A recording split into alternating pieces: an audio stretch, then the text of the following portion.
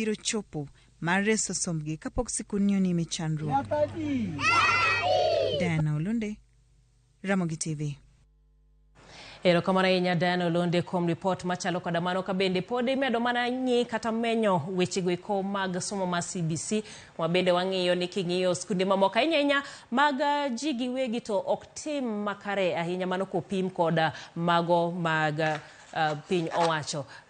Mago mag piny owacho ok tim maber kopim kod mago mag ji giwegi. Kata kamano ka bende wadhi nyime en kanyo iro ni apis mar ogai mar jomin buche sani koro luongo jogo ma bende giyiero mondo okaw kata lemo mar ogai mar jomin buche, kuma bende ing'iyo kanyero oluonggi mondo koro onongi e tarika 1 dwe mar 8.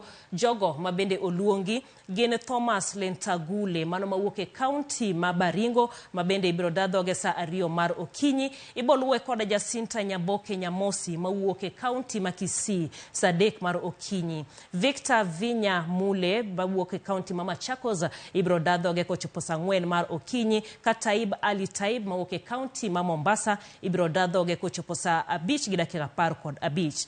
Tabitha Wanyama Owia mawuok e kaunti no ma Siaya bende biro chopo e nyimgi sa 6:15 ka David Kiplagat Ruto mawuok e kaunti ma Uasin Gishu ibiro dadhoge kochopo sa 8 mar odiechieng'. Odiechieng'no gibiro tieko koda Dunston Omari Mogaka mawuok e kaunti ma Nyamira mano sa 9 mar odiechieng'. E odiechieng' maluwe mano tarik 2 mano tich adek kanyo gibiro dayo dhog Andai Weche Francis mawuok e kaunti ma Kakamega sa 2 mar okinyi, kiluwe koda Winston Aswan Ngaira mawuok e kaunti ma Vihiga sa 3 mar okinyi. Kochopo sa 4 to biro bedo thuolo mar Peter Mugathia Mailanyi mano mawuok e kaunti ma Meru, Kalile na Kinyi Okumu Obo mawuok e kaunti ma Siaya biro chopo e nyimgi sa 5:15. Bang'e kanyo Joab Nyakundi Ondari mawuok e kaunti ma Kisii biro chopo kanyo iro sa 6:15 ka James Wahome Ndegwa mawuok e kaunti ma Nyandarua